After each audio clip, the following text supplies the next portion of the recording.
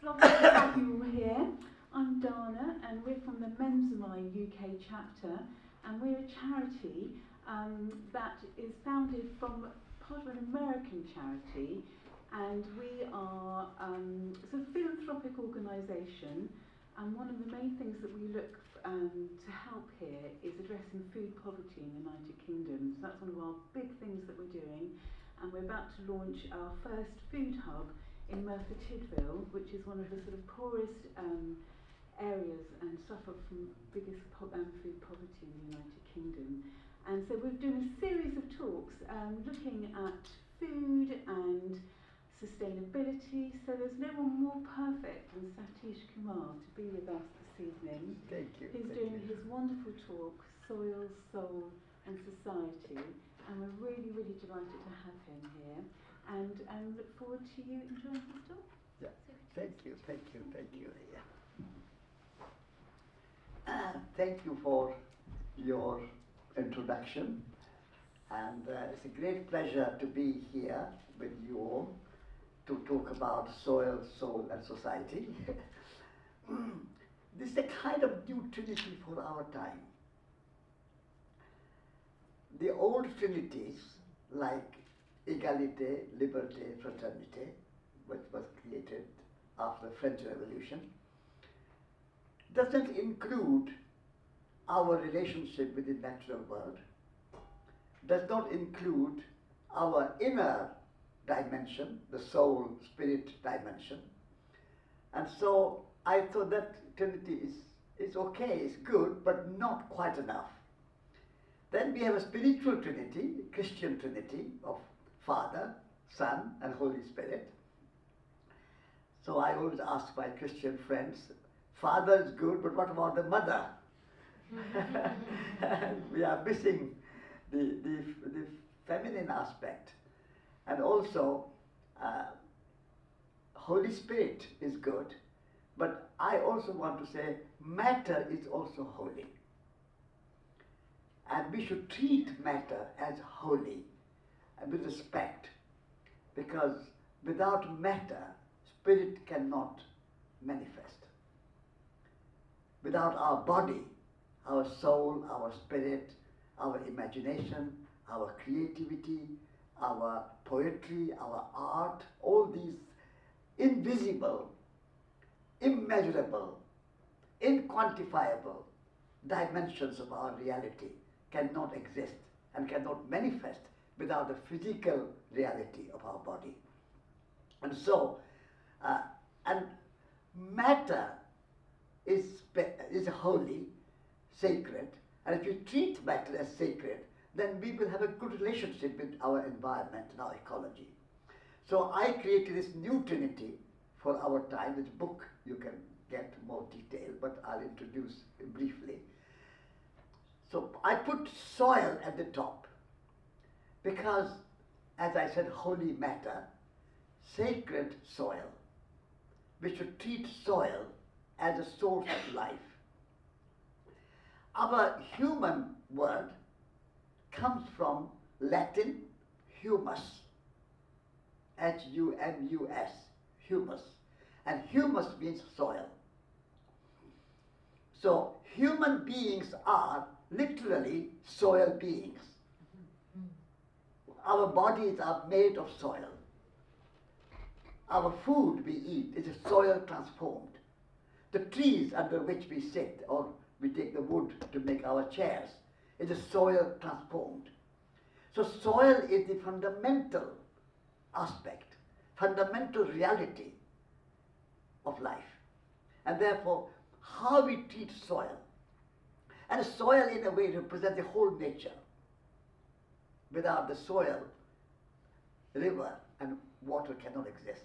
It needs soil to flow.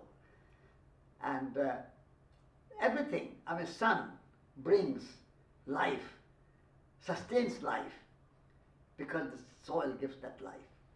And so, nature altogether, we need to see as sacred.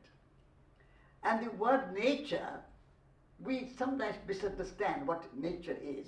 We think nature means mountains, forests, animals, birds, rivers, oceans are nature. We humans are not nature. We humans are separate from nature. And I think that's a fundamental mistake. The word nature comes from natal, means birth. A woman is pregnant, a mother gives birth to a child. Before the birth, she has a check. That's called prenatal check. After the birth, there's a check. They call postnatal check. So natal means birth. And so from natal comes nature. Natal also is the root word for native. So if you are born in England, you are native of England. I'm born in India, so I'm native of India. My native land is India because I'm born there. So native, nation is the same word. If you are born in Britain, you are British national by birth. So native, nation, nature, nativity, natal.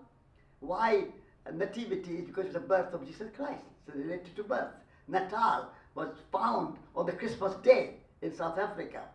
The Europeans discovered the town of Natal on Christmas Day, so they named it Natal. So these are all words kind of related. So we are nature. Everything what is born is nature. So we humans are as much nature as mountains and forests and animals and birds and rivers and the rest. So this is what I would like us to understand, that what we do to nature, we do to ourselves. Our body is made of earth, air, fire, water, 4 basic elements. And then, when we say nature is out there, in our modern materialistic society, we see humans as animate, living, but nature is inanimate. Planet is seen as a dead rock. And there's a new book by Robert Macfarlane, which is a very good book. Is a River Alive? And he's walking with his son, 9 years old son, and son asks him, Daddy, what are you writing at the moment?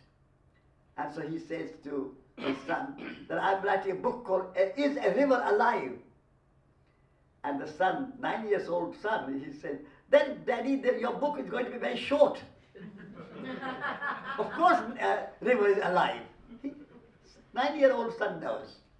So, we need to see that nature is a living organism. And there was a great scientist, British scientist called James Lovelock. And he came up with this beautiful idea of Gaia. Gaia is a living organism. Gaia is the goddess of the earth. And from Gaia comes all the words like geology, geography, geometry. All these words come from Gaia. So Gaia is a living organism, goddess of the earth, and sacred. So we are all environmentalists and we want to protect the environment and so on, but we have to have a deep ecology. Arne Næss, the Norwegian philosopher, came up with this idea of deep ecology. But deep ecology is earth is a living being. Mountains are living beings. They are conscious. They have a spirit. They have a soul. They are not inanimate. They are not, my friend at Schumacher College, Stefan Harding, he wrote a book called Animate Earth. So Gaia, animate earth, living organism, nature is a living organism. All these things are part of our new deep ecological understanding. Shallow ecology is use nature because it is useful to humans. So the value of nature is only determined in terms of how useful it is to humans. So humans are above nature. Humans are superior to nature. And the nature is there only as a useful for us. So value of nature is only in terms of how useful it is to nature. So a living tree has no value. Only when it is cut down and made into wood and for furniture, then it has a value. So this is a kind of fundamental mistake that I would like to correct and change. And I want to see that soil is a living organism, living being, and we are soil, we are nature, we are same as mountains, forests, and rivers, and we must value nature as we value humans. We talk about human rights. We need also to talk about rights of nature. Mountains have rights, forests have rights, animals have rights, birds have rights, all life has a right to live. Rivers have a right to flow freely without pollution, without sewage thrown into the river. Our Thames River, when London was built originally, people drank water from River Thames. London was built, Paris was built on the banks of the Seine, and Delhi was built on the banks of Jamuna River, and Varanasi on the banks of Ganges, because the rivers were sacred and the water was taken from the river for drinking. And now rivers are so polluted that we cannot even bathe. I'm glad to say I was recently in Paris, and the mayor was a woman, a green environmental woman, and she said that while I'm a mayor, I want to make Seine River swimmable. And she stopped all the kind of sewage going into the river, and now Seine is a river. And I was in Paris recently, and I saw people swimming in the river. So I would like to see Thames River becoming, where are you, Mayor of London, listen to me, and make the river Thames swimmable and if possible drinkable. So in a nutshell, what I'm trying to say in soil is the soil is a living being, and soil is sacred, and we must have a good relationship with the soil. We should look after our soil. We should build soil. And you know, nature is so wonderful. Nature provides food for us, but nature makes a beautiful packaging. So bananas have a banana skin. So food inside the banana skin is packaged in this banana skin, or the orange skin, or the potato skin, or the cauliflower skin, or whatever you have. And so you take inside a banana or orange, but the peel should be not thrown away on a kind of things wherever they are, but they should be turned into compost. And everybody can make compost. We can have a bucket, even in a city like London, you can make compost. And you can have a window box, and after 6 weeks the compost is made. You are making the soil. You are the maker of the soil in compost. And you can use that compost which you have made in a bucket into a window box and plant basil or mint or some nice plant or flowers even. And so even in London, everybody can have a little contact with the flowers and contact with the herbs. And even if you don't have a garden, you can still do something in your window box. But if you have a little garden, that's even better. And you make the soil and you make compost. So soil is a source of life. That's what I really want all of us to understand and recognize and respect and love. Soil is sacred and soil is source of life. Soil is not a resource for the economy. Nature at the moment, we see nature as a resource for the economy. And I want to challenge that in my book. I'm saying that nature is not a resource for the economy. Nature is a life itself. Nature is a birth. Nature is a life, source of life. Not resource, but source. Or life itself, I would say. So economy, actually the word economy, we are using in a kind of a mistaken way. Because we think economy, well, I was invited to speak at the London School of Economics. And I asked the learned professors and students there, say, do you know what economy means? They said, yes, of course, we are London School of Economics. We of course know what is economy. I said, please tell me what's economy. And they said, economy means budget, bottom line, profitability. I said, I'm sorry, that's not economy. What you are talking about is money nomi. Management of money. Economy is a beautiful word. In the wisdom of the Greek philosophers, the ecosystem, Gaia, nature, was a living organism. And the management of the whole ecosystem, which includes the entire, not only planet, but all the stars and all the other planets, our neighboring planets. So that ecosystem and the management of ecosystem is economy. Nomos means management. And I asked my listeners in London School of Economics, I said, do you teach ecology in your London School of Economics? And they don't teach ecology. And I said, you should change the name of your university. Call it LSEE, London School of Ecology and Economics. Because how can you manage ecosystem unless you know it? And ecology means logos, logic. Logos means knowledge of the ecosystem. So before you can manage something, you have to know it. How are you going to manage your ecosystem if you don't know it?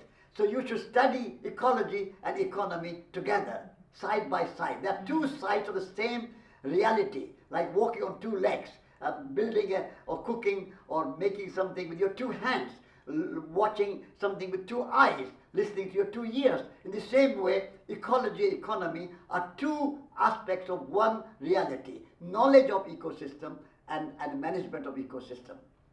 I received a very nice letter from the Vice Chancellor of LSE and said, Mr. Kumar, your suggestion is very nice, but it's too expensive to change the name. I said, that's a feeble excuse. So ecology, soil, that's my favorite topic, and so I put soil first in my trinity. But then ecology is a kind of outer world. Ecosystem, nature, earth, air, fire, water, these are all kind of external ecosystem. But we also have an inner reality. And the inner reality is called soul. I mean, lots of people don't believe in soul. There is no soul. I mean, René Descartes, the French philosopher, he said, what cannot be measured does not exist. How can you measure compassion? How can you measure kindness? How can you measure courage? How can you manage love? You cannot measure these inner realities. And so soul is the inner reality. And as we look after our bodies, we also need to look after our soul, our spirit, our heart, our imagination, our consciousness. We are conscious beings. Body has no value, no purpose, unless it is a temple for the spirit, for the soul.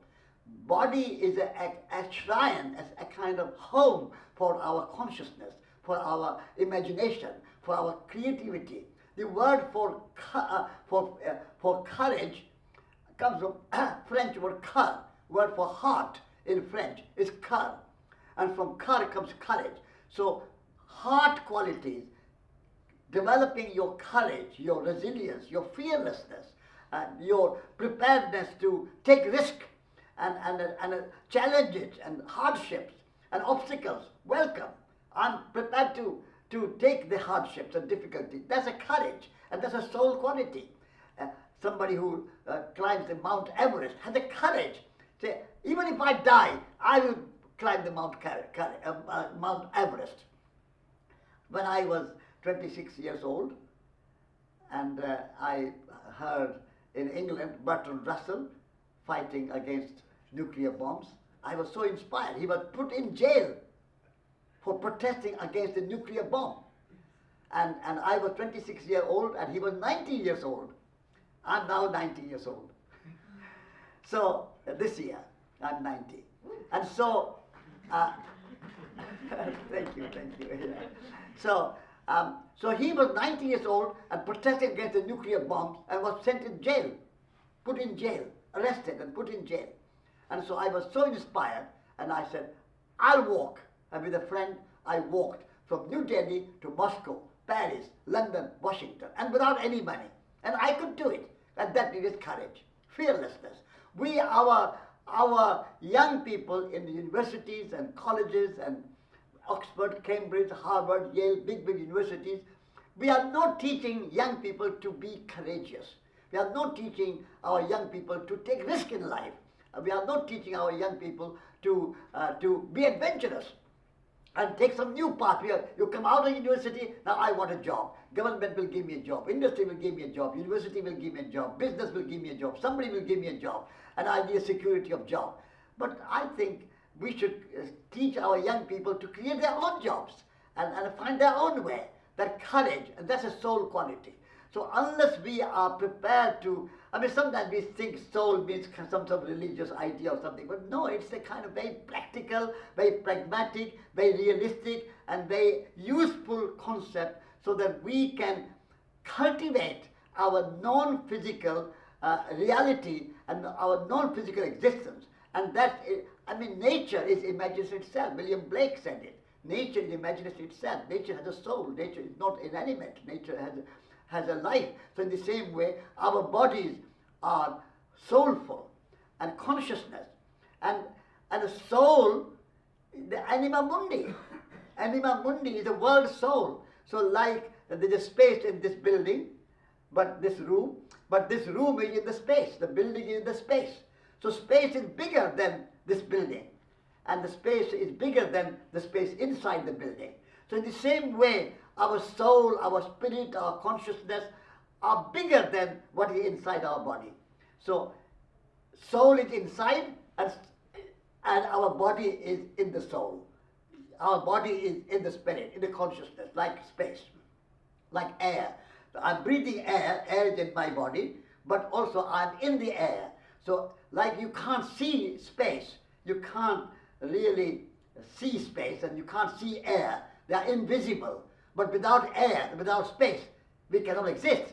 And the same way, soul and spirit and consciousness and heart, these are kind of invisible, like space and air. But without soul, without spirit, we cannot exist. So all great teachers in the world, whether it's the Buddha or Jesus Christ or Mahatma Gandhi or Lao Tzu or Shinto religion or Jewish religion, any Buddhist, Jains, Sikhs, all great teachers have taught us to cultivate the soil. Give time to your spirit, inner world. Outer world, ecology. Outer world, we can see the physical world. But the inner world, we don't have much time for it. We think, oh, I haven't got time for meditation. I haven't got time for reading poetry. I don't have time for singing songs. I don't have time. I mean, all the churches and all the temples, all the mosques, they cultivated all the kind of spiritual qualities like arts and music. I mean, in India, you go to temples, there's bhajans and kirtans and mantras and chanting, and people chant for hours and hours. And we say, oh, I haven't got time, 10 minutes to do chanting, or 10 minutes or 20 minutes to have meditation. But people in India chant for hours and hours. And so, and also here, I mean, in churches, you have a choirs, and the young people, they go and learn singing, music, wonderful. That's a kind of food for the soul. Like you have a breakfast for your body, you should have a breakfast for the soul. And that breakfast is poetry, music, meditation, chanting, being in the garden, walking in nature, looking at trees, contemplating, and imagining. Imagination is the quality of the soul. So all these invisible qualities we need to pay attention. We need to spend time every day, like you bathe for your body, you dress your body, you feed your body, breakfast, 11s, coffee, tea, lunch, afternoon tea, evening dinner, supper before going to bed, drink before going to bed, all for the body. But how much time do you spend for the soul, for the spirit? Very little. And how do you cultivate our imagination and creativity and courage and all those soul qualities? We have become so materialistic that we are spending a lot of time looking at our cars and our computers and our televisions and our homes and our furniture and our body and our clothes, but we have no time for our imagination and no time for our creativity and no time for poetry, no time for music. Music and poetry and art has become a kind of professionalized. A few artists, a few musicians, few poets, they'll go and do some music in a concert hall and so on. But in my family, my all brothers and sisters, and we all sang. We all learned to sing. Everybody should be able to sing. In the schools, every child should learn to sing. Sing a song, and singing is the food for the soul. All religions have promoted music. We have to learn that. And so if you sing, if you chant, you have some kind of, I read poetry every morning. And that's my meditation. And beautiful spiritual poetry. Rumi, Hafiz, Tagore, William Blake, Shakespeare. During the COVID time, I said, I'm going to read Shakespeare's sonnets. 154 sonnets, all about love. Can you imagine a poet having such a great imagination that he wrote 150 sonnets all about love? And that's a wonderful, wonderful gift to the world. So we all need to spend time cultivating our soul. Please remember, without soul, without spirit, without creativity, without imagination, we cannot exist. But that is all living a dormant and a kind of somewhere ignored and somewhere uncultivated, and only a few people. And even if you do music or poetry, it's become a kind of profession.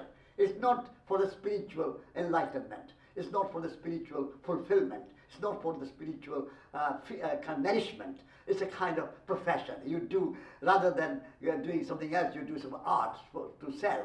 That's not spirituality. The real artist, the real poet, William Blake, and many others, Hafiz and Rumi, and old Tagore in India, he was a wonderful spiritual poet.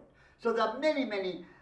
So we all need to read poetry, we all need to learn to sing, we all need to cultivate our spirit, our soul, meditation, prayers, walking in nature, just meditating. Walking in nature is a great meditation. Go out in nature, go in, even in London, I'm sure you can find some nice trees where you can meditate. You can go to Hampstead Heath or go to any Richmond Park, some nice wild places, or in the weekend, go out of London. London too polluted, too busy, go out of London. Don't stay in London for the weekend. And to walk by the sea and walk by the river, clean river, Thames River is in the beginning of Thames. I walked along from the source of River Thames near Cheltenham to Oxford. It took me a week, and that's a beautiful, very clean there. But as it comes closer and closer to cities, it becomes polluted. So that's a kind of, I want to say, soul. So soil and a soul. And the third trinity is a society. And at the moment, as you can see what is happening in the world, we are not living like we are one humanity. We divide ourselves with division, conflict.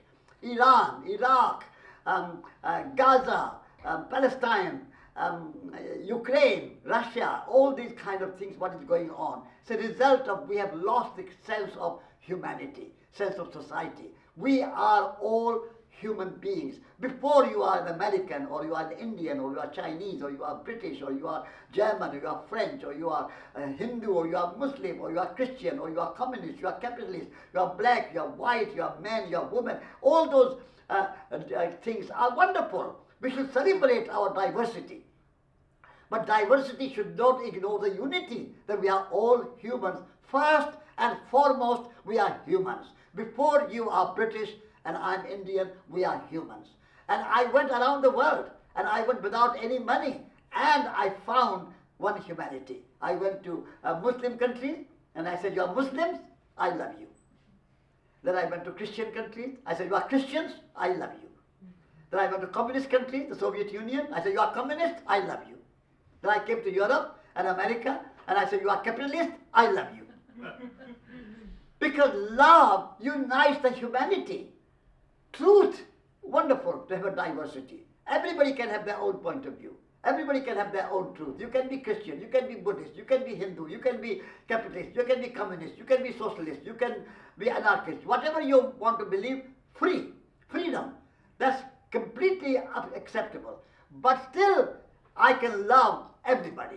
I can love a communist, a capitalist, an anarchist, a Christian, a Hindu, a Muslim, a Buddhist, whoever you are, black, white, whatever you are, I love humanity, and I love nature, and I love everyone. So we need to rise above these kind of divisions. Diversity is not division. Please remember. Diversity is the law of evolution. At the time of the beginning, the Big Bang, there was only gas. There was only energy. There were no mountains, there were no forests, there were no animals, there were no humans, there were no rivers, no oceans, nothing. But over billions of years of evolution, evolution has created this wonderful, wonderful diversity of life. And we need to celebrate it. And so it's wonderful to have so many hundreds of languages. Of course, now everybody can learn English. That's okay, international language to unite us all. But having Chinese and Japanese and Sanskrit and Swahili and Latin and French and all these languages and poetry of different languages and singing, different ways of singing and different ways of dancing and different ways of cooking. Same rice, you can make a risotto, or you can make a paella, or you can make a fried vegetable rice in China, or you can make something different in India, and you can make idli and a dosa in South India, a fermented rice. One rice you can cook in 100 different ways. So diversity and unity are part of our natural creation and natural phenomena. And we are turning diversity into divisions and conflicts and wars and violence and nuclear bombs and tanks and all that. And that's the kind of tragedy of our humanity. And we are supposed to be educated. We are supposed to be learned. All these people who are going to war have been in Harvard and Yale and big universities and big kind of University of Moscow, University wherever. And they are supposed to be educated. We are being so foolish because wars do not solve any problem. What problem did America solve in Afghanistan? 20 years in Afghanistan. 20 years, can you imagine? The biggest country, the strongest country, the most expensive kind of budget on armaments and nuclear bombs and so on, America, and after 20 years, Taliban is still ruling in Afghanistan. Vietnam, 50,000 Americans killed. What is happening there? Still communists are ruling.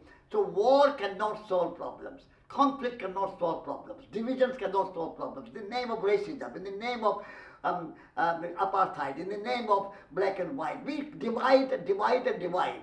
And so my third trinity is that we are one society, one humanity. And let us celebrate our diversity and embrace each other and not hate anyone. If you can rise above hatred. Hatred can only kill. It cannot transform. Only through love and dialogue and understanding and respect for each other, then we can transform each other and rise above our divisions and conflicts. So society for me is very important. And this is where the social justice comes in. I mean, we are such a rich country in Britain and America and Europe, France, Germany, etc. But still there are so many poor people. They have no homes, they have no education, they have no health, they have no anything. So all these things are part of our social injustice. So I would like to create a new society where we can all live as brothers and sisters and have a difference of opinion, difference of views, and yet we can love each other and celebrate our lives. So this is a kind of new trinity for our time. I've written a book about it, so you can get a copy of the book, Soil Society. But in a nutshell, I think I would like to see that we all need to be ecologists. We all need to be kind of spiritually oriented, non-materialistic people, and also we need to celebrate our humanity and our society together. So these are the Trinity, and please look at it and see what you think. You agree or not agree, it's up to you, but it's a new society. Thank you very much for listening to me, and it's good to speak and present this Trinity. And if you would like to ask any questions, we have time, yes. And you have time. And so let's have some discussion. If you don't agree with my Trinity, please challenge, and I'm very happy to respond and answer your questions. Thank you very much.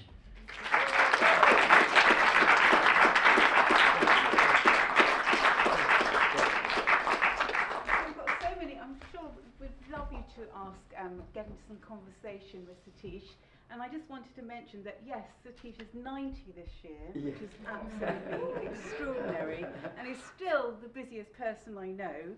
Off to Tuscany this evening to go and do a talk there, and also he's celebrating this year, which is absolutely extraordinary, the 60th anniversary of the Resurgence and the Ecologist magazine. Which is just so wonderful. Yeah. And then there's the Schumacher College. Yeah. We'd love an update on the Schumacher College, what's happening there. Schumacher College was established in 1991, named after E.F. Schumacher, who was a German economist, but actually he lived in England, and I met him in 1970. 73, very early on. And he invited me to become the editor of this magazine, Resurgence. So I became editor in 1973. And I was editor until 2016, so nearly 40 years. And now we have a new editor. And so the magazine and the Schumacher College. So we named our college Schumacher College. And we had our first teacher, Jain about Gaia, and then many other teachers who are environmentalists, ecologists, spiritually oriented philosophers.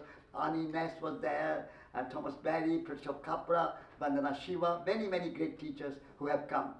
We were supported and sponsored by an organization called Dartington Hall Trust. But after 35 years of sponsorship, now they are withdrawing because they say we can't continue to support and afford to support you, so you have to become independent. So now we are independent, we are running our courses independently, and we are raising some funds to buy a new place, a new home, a new campus. And we have got a location in our site, and that is called Real Estate. It is in Bakfasli, near Totnes, which is not far from where Schumacher College was. And so we are trying to raise money to buy this new location, new campus, which has 80 acres of land. And we want our education to be education of head, education of heart, education of hands. So all our students have to learn gardening, learn cooking, learn meditating, and a soil society as a kind of part of that. So education of head, and education of head is not only the left brain, because we have two hemispheres in our brain. The left hemisphere is more logical, more administrative, more managerial, more logical, scientific. And the right hemisphere of the brain is more intuitive, more imaginative, more creative, more relational. So our education at the moment in our modern world, all the great universities of the world, they spend billions and billions and billions of dollars and euros and pounds just training the half brain, the left hemisphere of the brain, and right hemisphere of the brain is ignored. And then we don't teach young people heart qualities, the courage and heart qualities. And we don't teach how to use our hands. I mean, young people don't learn gardening, cooking, building, making something, using your hands. So at Schumacher College we do education of head, education of heart, education of hands. So we are working on this, buying a new place, raising some funds and so on. And so please support Schumacher College, come to Schumacher College, do a course there with us, and look at our website at Schumacher College there, briefly. So anybody got some questions? Yes, please. Yeah, so thank you very Speak much. loudly. Okay, can you hear me? Yes. Great. Thank you for the beautiful presentation. You mentioned that ecology and economy are two sides of the same coin. Yes. We're obviously quite good at accounting, taking stock of the economy. How can we, do you think, integrate ecology onto the same balance sheet such that the Yes, system very good question. can account, Very good monitor? question, yeah. So first of all, we have to say that ecology should be understood. Knowledge of ecology is important. So how do you learn about nature? How do you learn about ecology? Be in nature, be a gardener, be a forester, plant trees, look after trees, don't pollute trees. That's how you balance sheet. Is that is your river polluted? So that should be in your account, in your kind of balance sheet. If the river is polluted, your balance is not right.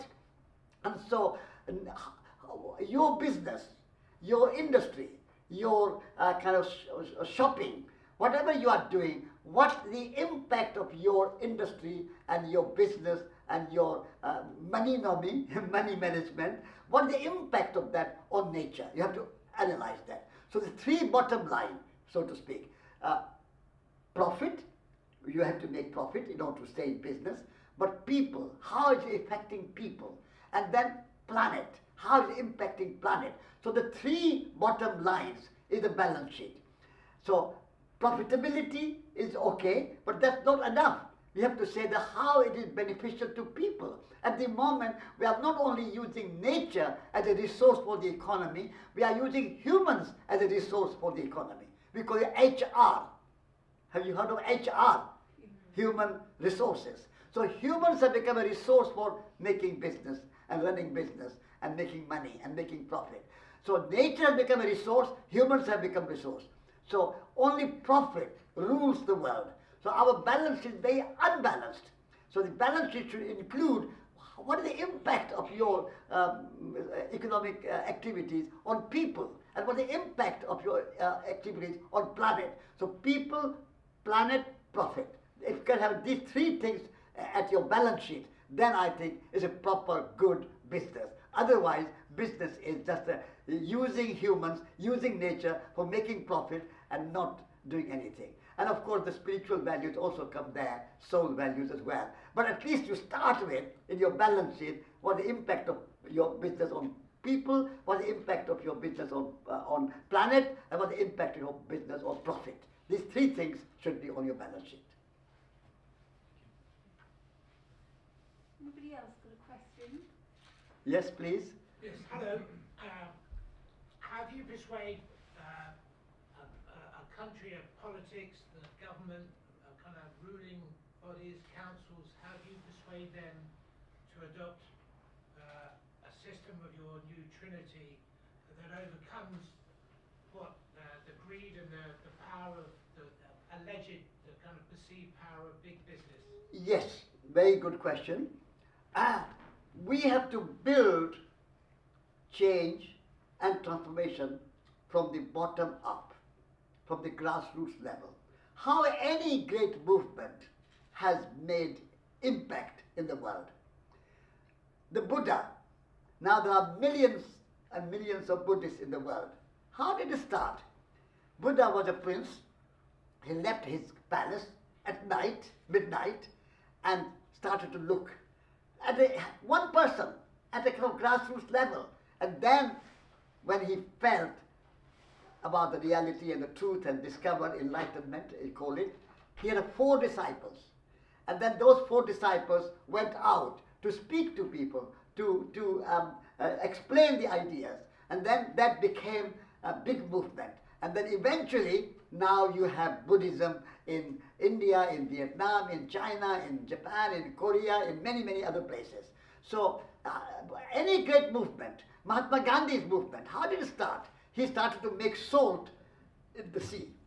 And he walked from his community to the sea to make the salt, because the British were putting tax on the salt. He did not say that we want independence from the British in the beginning. He just said, we don't want British tax on the salt. Simple. Because everybody can understand. Indian people are very poor, but they need salt. In a hot country, they need to eat salt because others they sweat and they lose salt. So making salt was the simple, and he started with 5 people. And then 10, and then 100, and then 500. And by the time he reached the sea, it was 10,000 people. And then eventually, so many people were making salt, the British could not put everybody in jail because there was room in the jail, so they had to remove the tax. So how any movement is built, apartheid, Nelson Mandela. I was part of anti-apartheid movement. How did it build? Slowly, slowly. So we all have to start at the grassroots level and build and create a big public opinion in favor of peace and the soil and the soul and society. Climate change. I mean, when in 1972, the first UN conference in Stockholm, I was there in 1972, and there were very few people understood what climate change was. The limits to growth, blueprint for survival, all these things were very small. And now the climate change and the kind of ecological environmental movement is becoming much bigger, and even the Green Party is getting much bigger numbers of membership. So many, very good examples in the history you can see that we have to build a movement at the grassroots level, and we have to be the change, be the good example, not just talk about it. Mahatma Gandhi was a good example, Buddha was a good example, Nelson Mandela was a good example. So we have to be the example, and we have to communicate our ideas in a very strong way, convincing way, inspiring way. Mahatma Gandhi, the Buddha, Jesus Christ, Martin Luther King, Mother Teresa, all these people were good communicators. We need to learn to communicate our ideas in a very strong way, so that people can say, yes, I see your point, they are inspired, they are impressed, they are inspired, and they follow your example. So be the change, communicate the change, organize the change, and work with other people and build the movement from the grassroots level. Don't expect that change will come from 10 Downing Street. Don't expect, I mean, 10 Downstream is doing better at this moment, but don't expect the change will come from the White House, or change will come from the Kremlin, or change will come from the Prime Minister and President. They will follow people, the people who will lead the change. So I would like to say, build the movement from the grassroots level, communicate your ideas in an effective, inspiring, convincing way, and then results are not in your hands. We don't know when Martin Luther King was starting his campaign against racism, he did not know that soon after he is dead, a black man, Barack Obama, will be in the White House as the President of the United States of America, a black man. He did not know, but he did his best, and he gave his life for it. So you have to be prepared to face hardships, even death, but serve your country, serve your community, serve humanity, serve planet, and that's all we can do. So would you say then that it would be about serving yourself as well? So if you enrich, so using your your trinity here, would you say it was about you use your soil to enrich your soul, to create you start off with a society of one, and then that's growing, so that actually as you talk to people they can see Exactly. that you've been enriched. Yes, But yes. it's done should it be done then in such a way that you're not trying to promote your own, it's not egotistical? Not egotistical. It's from ego to eco, from G to C. It's a relational. When you are practicing soil, soul, society, trinity, you are happy, you are joyful, you are enriched, you are able to, like all the great examples you can see in the history in our society in the past, they have been enriched, they have been happy, they have been joyful. But happiness and joyfulness and enrichment is not ego. Ego is separation. I'm better than you, I know better than you, I'm right, you are wrong. That's the ego. But eco is, I'm related to you, I have this idea, you have that idea, let's talk about it, let's be friends.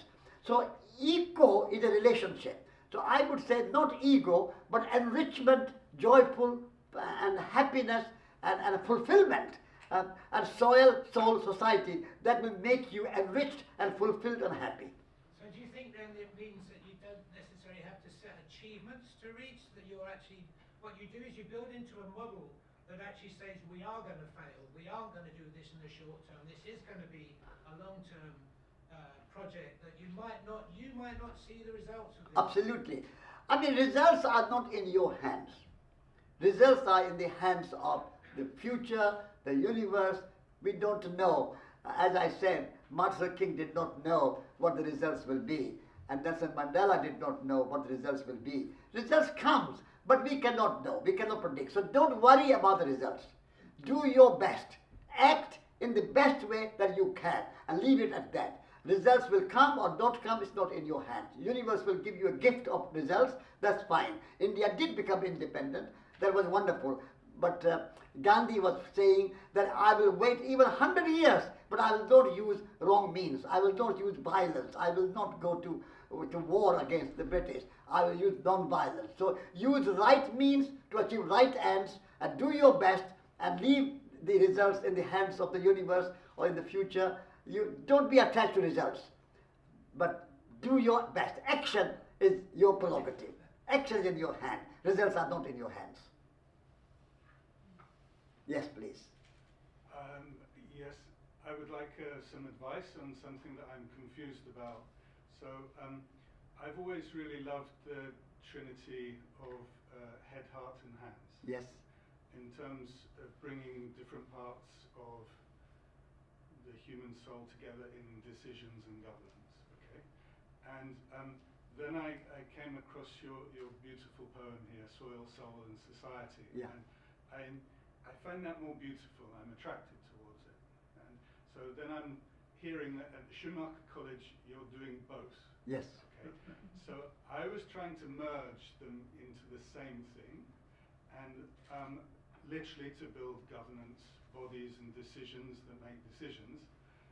But I would like your advice on how they're different or how they're the same. I mean, they are head, heart, and hands are a little detail, but the soil society is more a kind of universal concept. soil is whole nature, whole planet, soul is whole spirit, and a society, a whole humanity of 10 billion people. So soil, soul, society is a kind of overarching kind of concept. But within that, we emphasize that each and every person has to cultivate their head and their heart and their hands. This is a new trinity as well.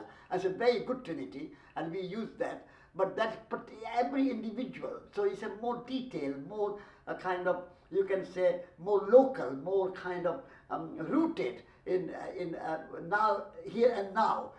Soil society is a bit bigger concept, and so it's not immediate. It's a kind of more philosophical. But head, heart, and hands, everybody can say, I have a head, I have a heart, I have a hand, I'm going to cultivate all these three in my life. And every day I'll say, am I using both sides of my brain? Am I using imagination and creativity and relationality as well as administration and management and kind of logical aspect? And the same way, am I cultivating my heart? So each and every individual can take that responsibility for themselves. And then in our education, we also need, every school, children should learn to cultivate head, heart, and hands. So every school should have a garden so they can cultivate, they can see how a seed is planted in the soil, an apple seed or a tomato seed, a small seed that can become a plant, and plant has leaves, and leaves have a kind of blossom and flowers produce apples or tomatoes. That experience of nature, children having in the garden, is a wonderful experience. So I would like to see every school, every university bringing head, heart, and hands, particularly in education. That'd be wonderful. So I think they are both complementary. They are not opposite to each other. One is a more intimate, and the other, soil society, more ultimate and a bigger picture. Yes. You mentioned that we're no longer teaching young people how to be courageous. When I was 19, I also went on quite a similar journey to you. I spent 2 years hitchhiking all around the world with very little money. And I would love to see more young people doing similar things like that. I think it would be a massive benefit to society. Yeah. How do you think we can teach young people to be more courageous? I mean, one thing we can do is that what age did you go on your hitchhiking? 19. 19, yeah. So that's a good age. So one thing you can bring in your schools is that after your school, before you go to university, you have 1 year. And that 1 year should be spent traveling, hitchhiking, and going to places where you have not been, or your languages which you don't understand, the cultures you don't know, the religions you have not heard of, and still go and experience the world. When you experience the world in that 1 year gap year, then you come back to university. The real university you have been, the universe, the University of Universe. And then you come to a smaller university, and then you can learn your exams and whatever subjects you are teaching. But I would like to say that should become a part of our kind of system, that every child should take gap year, and every child should be encouraged. And if that was encouraged, people will know that young people are traveling, and they will welcome them to their homes, and they will show them their culture, their language, and whatever they have. So I think hospitality becomes much more popular if people know that this is a culture, and young people are going to travel and hitchhike, and some without money. Walk, hitchhike, whatever you do, and not depend on your parents to give you lots of money to go by aeroplane and so on. That's not hitchhiking. Hitchhiking is standing on the road and taking a lift in a car or whatever. So, or you can go by train as well, so that's absolutely fine if you can afford it. So, but don't fly. When you're gap year, don't go by aeroplane, go by land. My son, Mukti, has gone from England to India, taking 1 year. And he bicycled from here up to Europe, and then Greece and Turkey and Georgia, and then he left bicycle there, then he took a boat across the Caspian Sea, then he took a train across Kazakhstan, and then he went into China, and then he went to Tibet, and went to base of Mount Everest, then he came to Nepal, then he went to India, now he's in India, and I met him in India. So I think young people should take overland traveling, and even if you go by train or bus, that's okay, but don't fly. Make that hitchhiking or taking public transport and meeting people, enjoying their local food, enjoying their local culture, local markets, local things. Every country is so beautiful. Culture is so enriching and kind of inspiring. And young people need that inspiration. And they need to broaden their mind. And they open their mind. The world is a bigger place, a beautiful place, and we don't have to hate anybody. You can love whoever you are, Muslims, Christians, whoever you are, black, white, whoever you are, rich, poor. I mean, I slept in the floor on a poor people's home, and I slept in a four-poster bed in rich people's people. Everybody's same, enjoyable. So I think gap year should become the year of travel. Thank you. I think there's no doubt that that is what young people should be doing, but how do you teach that courage? Should become part of the culture. Every school should say to before you go to university, go traveling. Teachers should encourage and inspire, and parents should inspire. At the moment, it's not. Some people do gap year, but it's not part of big culture. And I would like to see it as a kind of part of culture. Every parent and every teacher should encourage children that now you are 18, you have done the school, before you go to university, go and see the world, the real university of the world. I have a Yes. question around the soil. Yes. Would, within the model, the moon be the soil that forgot in order to protect us and give us a reflection, where the earth is the soil that remembers in order to create a gap for life to emerge? Is that like a good reading of the relationship between Earth and the Moon in the soil part of this trinity? Yes, yes.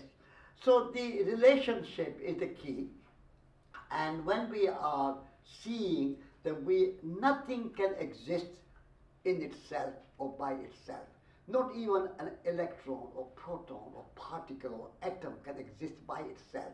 The existence happens only when things come together. Our body is a kind of millions of bacteria and millions of imagination, seeing, listening, thinking, feeling. So many things come together.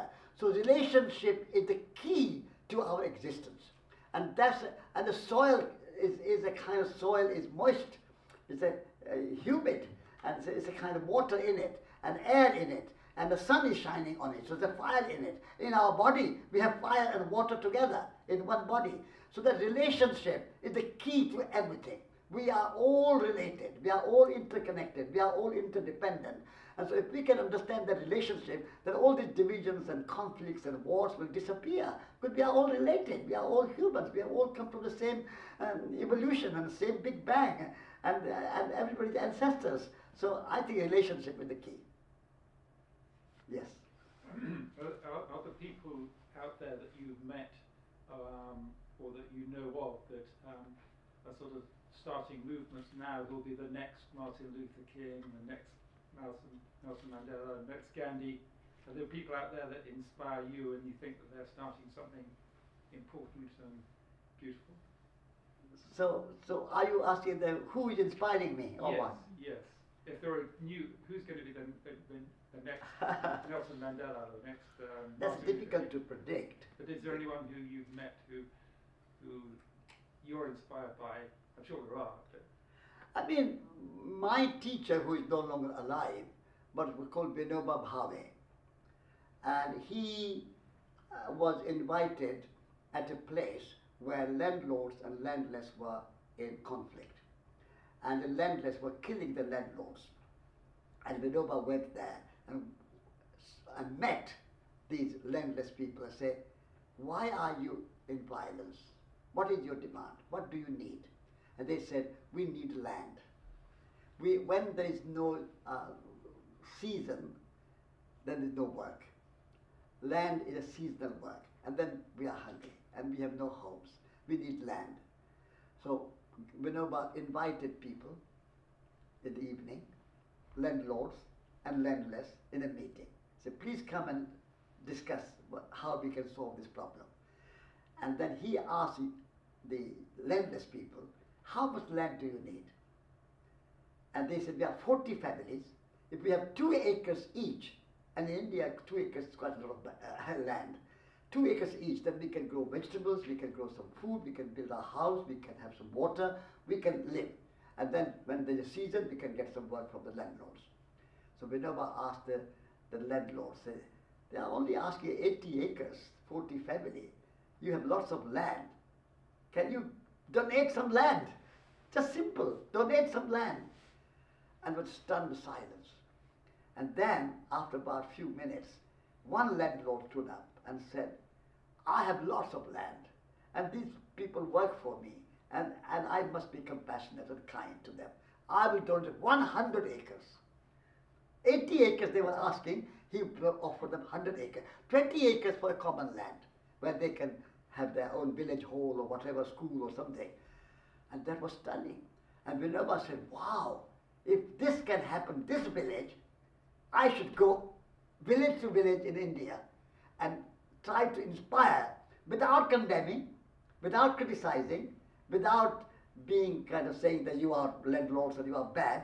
So just say, be kind, be compassionate, and share your land. For 10 years he walked in India, more than 100,000 miles. Wow. And he asked landlords to give land everywhere. And he received 4 million acres of land. 4 million acres of land. And he distributed all that land to the landless poor people. And the government recognized it. The laws were passed to give kind of that ownership of the land to the poor. And all that was recognized. And that was a very inspiring example. So that's the kind of thing you can do when you are really going for something compassionate, kind, but very practical. That was one great example that I can give you. But there are some others who different people can find different inspiration. Thank you. What do you think of the, have you heard of something called the Maharishi effect? I think it's called the Maharishi effect. And it's this idea that if you get a certain amount of people all meditating at the same time, yes, you can create collective change in some sort of way. Yes, yes, Do you yes. think, is there a scientific element to that? What do you think about that? Yes, I think there is. There is. To bring about any big change, you need something like 10, 15 or 20% of people adhering to that idea. So all the great examples of change in the history have taken place because 10 or 15 or 20% of people at the grassroots level changed their thinking. I mean, when I was in the United States, first time in 1962, I was thrown out of a restaurant at a gunpoint. So much discrimination. And I was not white, and this is why I was thrown out at a gunpoint. And now, discrimination has gone. How did that happen? Only about 10 or 50 or 20% of people rose. Bus boycott happened, Rosa Parks, and the bus boycott in Alabama, Georgia, and many other things happened. So change can happen. Change has happened in the past. And so we must have a hope in our heart, deep and profound and a kind of strong hope that things can change. Not expectation, not results like we talked about, not expecting results, but hope that things can change. I can do something. I can contribute something. Each and every one of us is capable of something very special and very unique. We are all, I mean, in a way, everybody has a potential to be a Gandhi or a Mother Teresa or Martin Luther King or whoever, Vinoba Bhave, anyone. Anybody can do it. So it's a kind of courage and determination and a kind of spirit that you need. So all of us can do something. So I would say, yes, there is a kind of catalytic kind of point where, like yeast in a bread, those people who act, they act like a yeast in bread. They are small numbers, but they reach large audience. So yes, small number of people can make a big difference. So do not underestimate the power of a small minority. If they are selfless and they are loving and determined, they can bring about a big change. Yes. I have a problem with my son. He is very much a young warrior boy, and he teaches at a school, he teaches martial arts, self-defense. Yes. In your story here, and there was a question earlier at the front there about bravery, what's your view about self-defense and self-defense, the warrior spirit, the virtue of being physically able to protect? I mean, I come from a Jain background, so for me, non-violence is a kind of cardinal principle. I would say I will not use violence even in self-defense. I'm prepared to die, but I'm not prepared to kill or hurt anyone else. That's my personal cardinal principle. Of course, many of the martial arts are not really offensive. They are like Tai Chi and Qigong and various martial arts of that kind. They are more kind of health and exercise and building your body and building your mind and building inner strength and outer strength together. So those are fine. And my wife practices Qigong, and that's perfectly fine. She teaches the Qigong. That's perfectly fine. But I will not use self-defense as a kind of excuse to attack or kill anybody else. I'm prepared to die. But everybody can use that self-defense argument in one way or the other. And all the wars and all the conflicts and all the quarrels and all that happens. Well, I'm working actually for my self-defense. But self-defense is not realist. Love is the answer. And if you are teaching some kind of martial art, then teach it as a kind of self-building, a self kind of development, and self-sustaining, self-strengthening is fine. But I don't like the word defense. I would like to say self-sustaining and self-building and a kind of being healthy, being exercised and being active. That's good, but not self-defense. On that note, yes. On peace, yes. I know that you've got a new book coming out, yes. haven't you? Yes. And it's all about peace. Yes.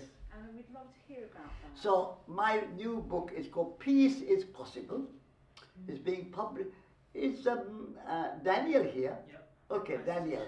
Daniel is organizing the launch of this book called Peace is Possible on the 11th of May. Daniel, would you like to say where it is and what time it is? Yes, so it's Monday the 11th of March in Lincoln's... May, yes. 11th of May. In Lincoln's Inn Fields, so very close to Holborn Tube Station at 6:30. It's being hosted by the Temenos Academy, which Satish is a fellow of, and you're all very welcome to come. Yeah. So 11th of May, 6:30. Number in Lincoln's Inn Fields 18. number? 18. 18. Yeah, there's a flyer. I'll hand out flyers to everyone on your way out. Yeah, so please take a flyer, and if you are free and able to come, I'll speak more about peace that day rather than Soul Society, but in a way, peace, making peace with nature, making peace with humans, and making peace with yourself. So in a way, Soul Society is included in that. So more emphasis on the peace, and we'll talk about more about peace and non-violence and all that. So if you are free, please come and support the launch of the new book, Peace is Possible. So Satish, I really want to thank you for coming all the way to London to come and speak to us this evening. It's my pleasure. Thank you all of you for coming this evening.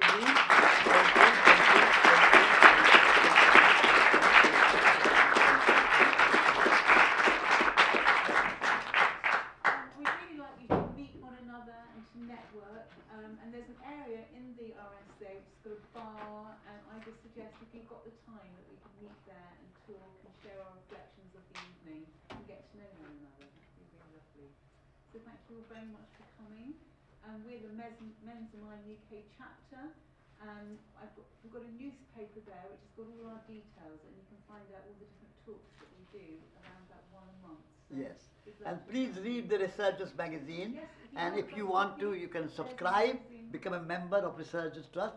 We are celebrating 60th anniversary of Resurgence this year.